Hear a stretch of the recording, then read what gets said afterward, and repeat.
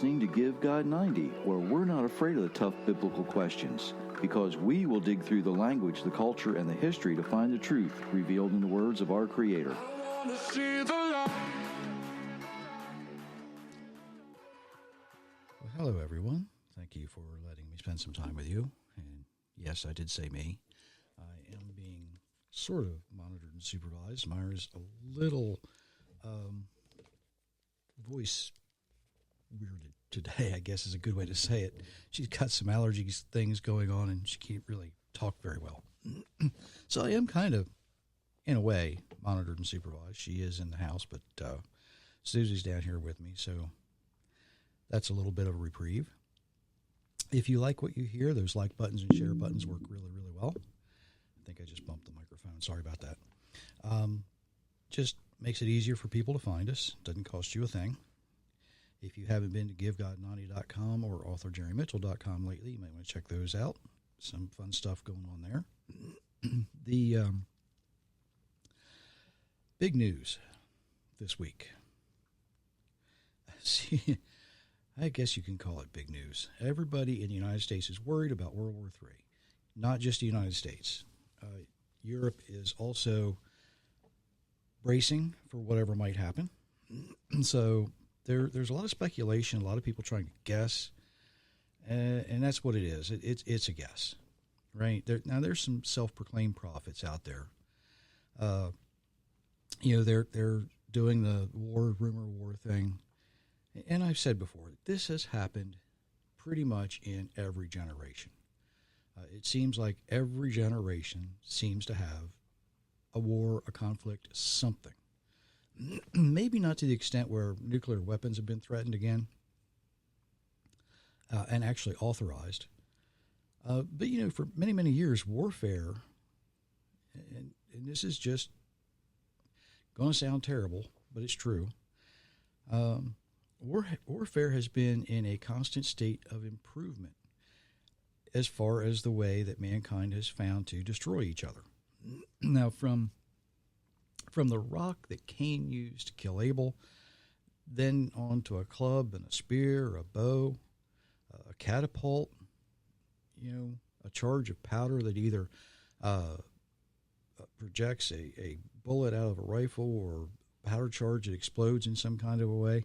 We have found numerous ways to hurt each other, maim each other, kill each other, and in other various ways just destroy each other. However, there is one weapon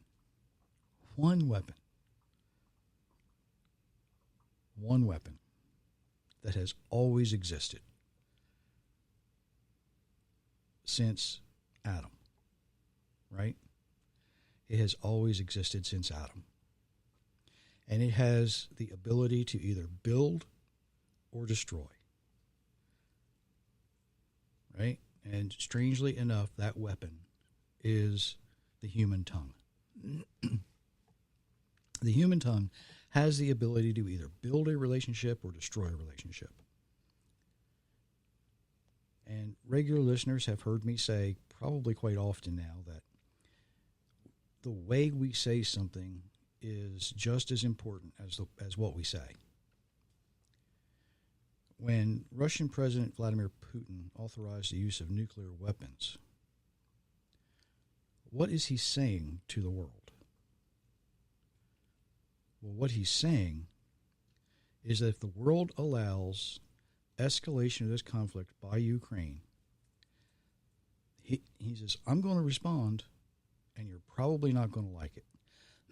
Now, what he has done is effectively issued a warning.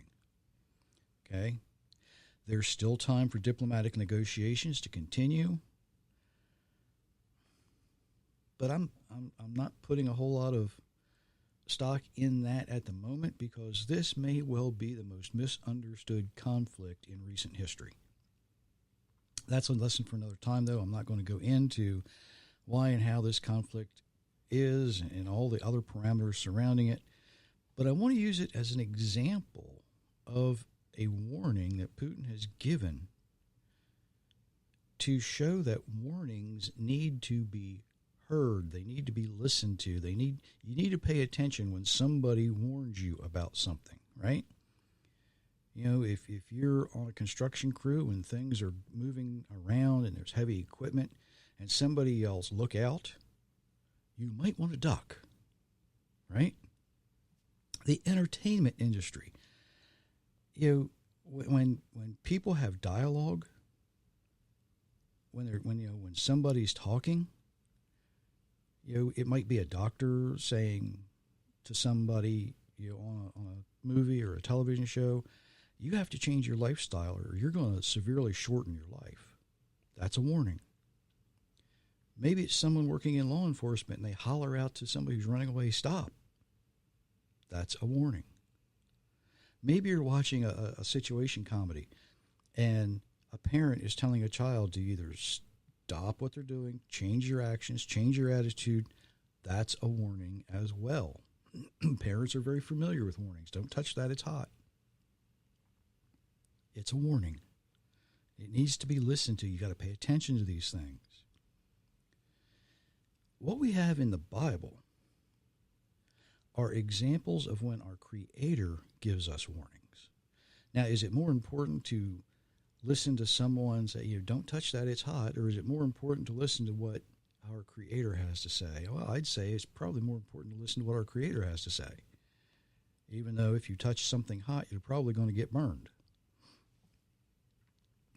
I've used the example of Isaiah 1 before, and it needs to be repeated because it's important. This warning is to the people who claim that they follow the God of Abraham.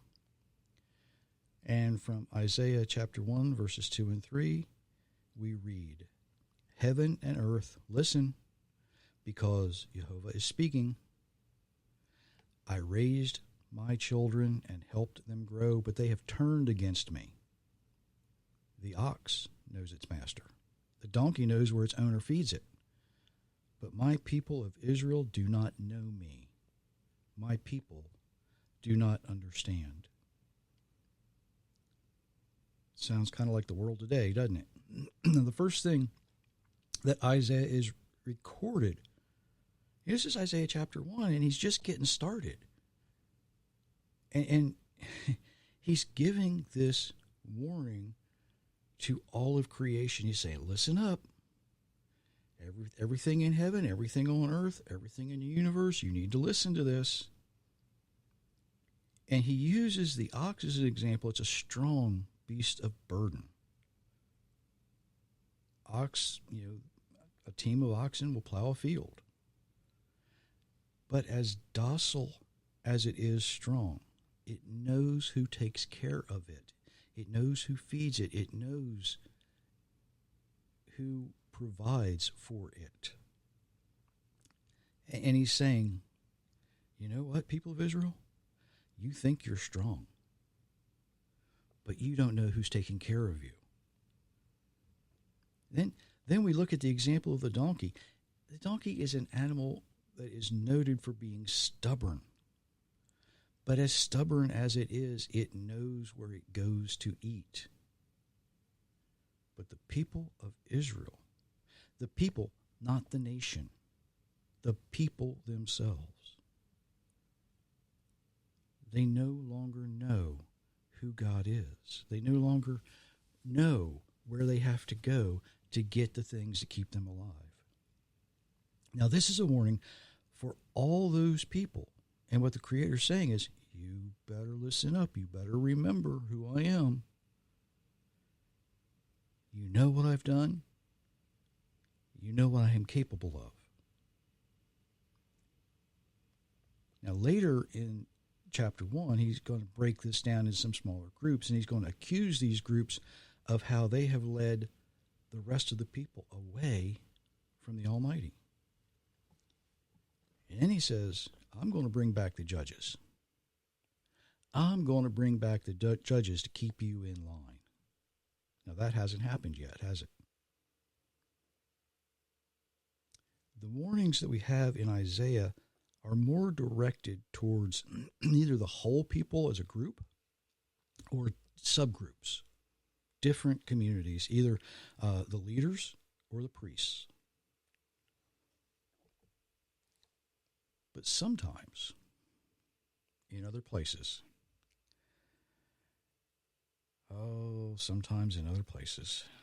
our Creator issues warnings to individuals, to each and every one. Now, if you look in Genesis 31:24, you might not recognize what this is. It reads, "That night God came to Laban, the Aramean, in a dream, and said, 'Be careful. Do not say anything to Jacob, good or bad.'" You see, Laban was chasing after Jacob after Jacob disappeared. Well, go to Genesis 31 and read the rest of the story. But what our Creator is saying to Laban is a warning. Saying, watch your tongue. Watch your tongue. Be careful what you say. Be careful how you say it. Now, that warning is specifically to Laban at that particular time. But we can learn a lot from that message, can't we? We can learn a lot from that warning. Especially when the warning is, watch your tongue. It's the most dangerous weapon in the world.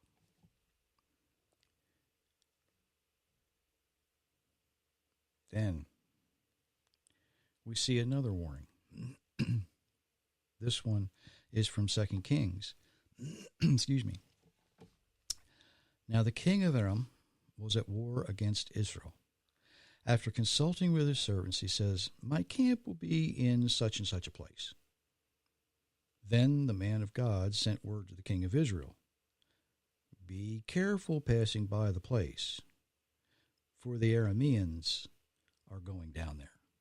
Now in this passage, Elisha is the one who warns the king directly. He sends him word. But where's it come from? How does Elisha know? Because it's the Almighty himself who says, "Elisha, you better tell the king. Watch yourself when you go down there. You be careful." That's a warning. And this particular passage happens just after something interesting. One of the workmen lost an iron axe, the head of an iron axe, in the river. And Elisha says, "Well, where'd you lose it?" "Over there." Elisha takes a stick, and the iron axe head floats to the top of the water. He says, "Now, just pick it up." See, it was a borrowed axe, and that was what was worrying the workman. He thought he might have to pay for it. Elisha said, "No worries. Just pick it up. It's floating on top of the water."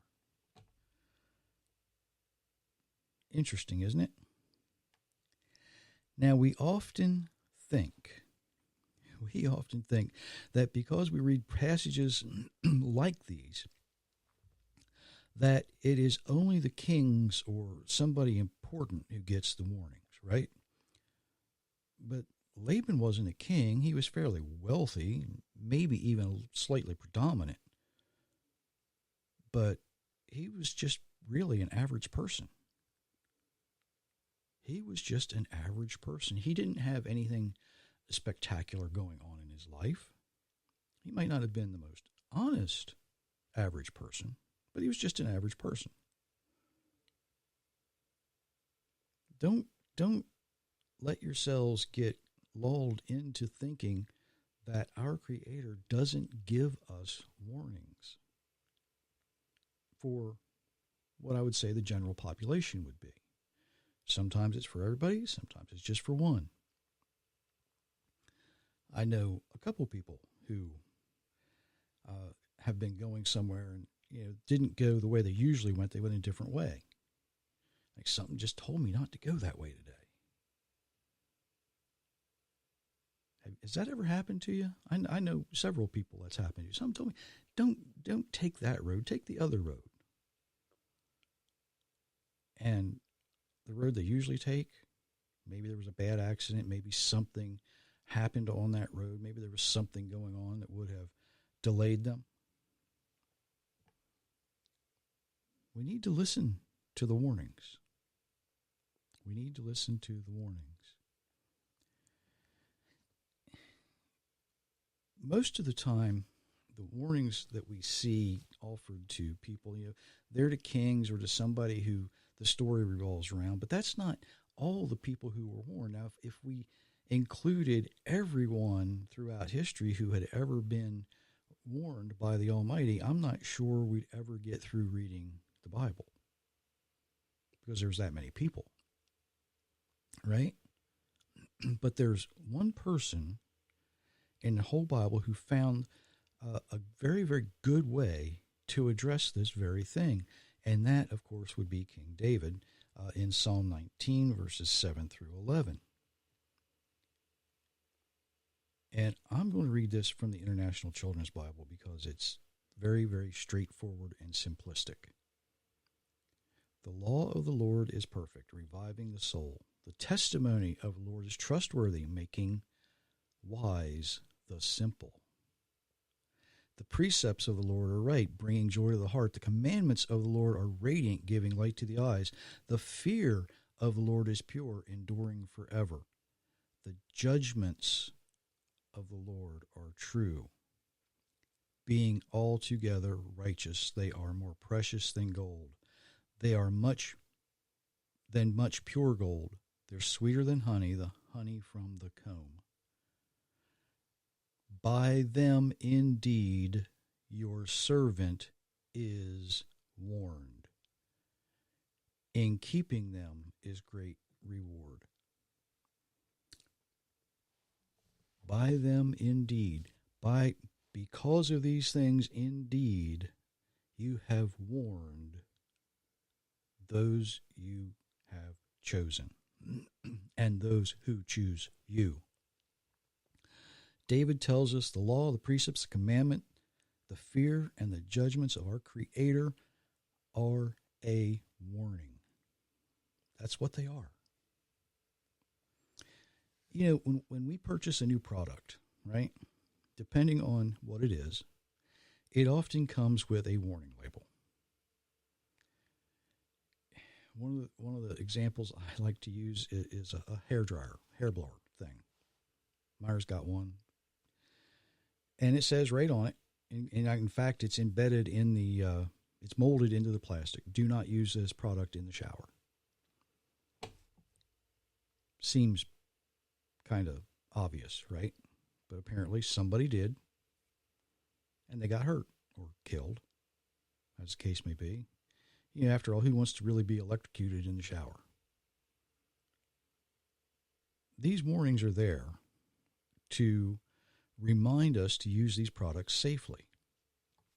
Out in my workshop, several power tools, and all of them have something, that says, warning, don't use this tool this way, don't use this tool that way. Now, that doesn't always happen. I've spilled a little blood using them, yes, usually my fault. But those warning labels are there for our safety.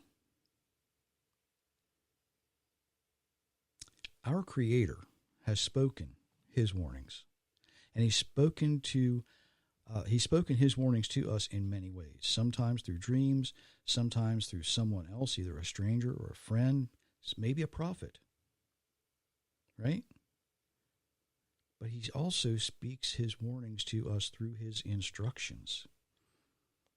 He warns us that his way is the safe way. He tells us if we listen to him, we will have a long, happy, productive, successful, joyful life. He tells us if we're careful about how we speak to each other, we have the ability to build relationships, not tear them down. He tells us if we simply follow his instructions, it will be well for us. Look around the world. Just take a good look around. Look at the conflicts, the hostilities between nations, between people. And I think you can see how we have failed to heed the Creator's warnings. If we simply heeded his warnings, these things wouldn't be there. When Israel rebelled against the Almighty, when they failed to heed his warnings, they were exiled from the land. That should be a lesson for all of us. Well, at least all of us who have a desire to enter the New Jerusalem, all of us who have a desire to walk through the gates of pearl, all of us who have a desire to travel the streets of gold, all of us who have a desire to drink from the living river of life, all of us who have a desire to eat from the tree that grows along that river and heals. You see, when we fail to take David's advice, when we fail to see the law, the precepts, commandments, the fear, the judgments as a warning, we're not going to get that opportunity because we're going to get hurt because we didn't follow the warning. We didn't follow the instructions. Now, I know at this time of year, right, Christians are thinking about, who can give the best present to whom. The people who are observing Hanukkah, whether they're Jewish or other people, many Christians observe Hanukkah as well. They're thinking about, well, how can I make my decorations better? How can I make my jelly donuts better? But those are traditions. They hold no value. Keeping those traditions is not going to stamp your visa into the kingdom of God. The only thing that will do that is following his instructions. Because when you do that, he's going to be the one that judges you, and it's those instructions that you're accountable for. The Bible never says that giving pretty presents or eating latkes are going to make us right with the Creator. The Bible says that repentance, giving up what is evil, and doing what is right in his eyes, following his way, that's what makes us right.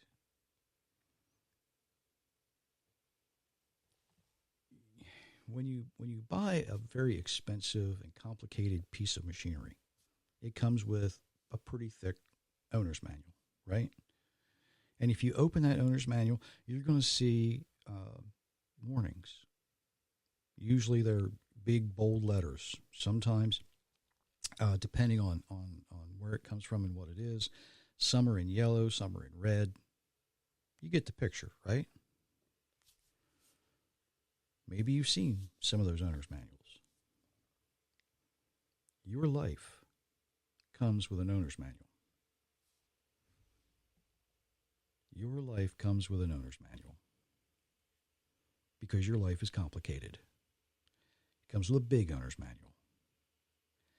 And in that owner's manual, there's not only ways to tell you how to use this machine you call your body, your life, but there's warnings about how to use it properly. What to do, what not to do.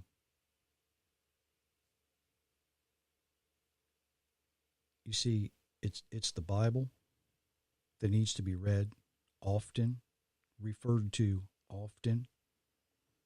Those warnings are there to keep you safe, and they only work when you remember them. So read it often to remind yourself. This is the warning that David was talking about in Psalm 19. These are the things that keep us safe. They might not keep us safe from disaster, but they keep us safe in the eyes of our Creator. I forgot to mention that I did record this earlier because I have a couple of things I need to do this evening, and I'm not sure I'm going to be finished in time to do this live. But I hope you appreciated it anyway. And by the way, stay safe, heed the warnings, and we will see you on Monday, everyone.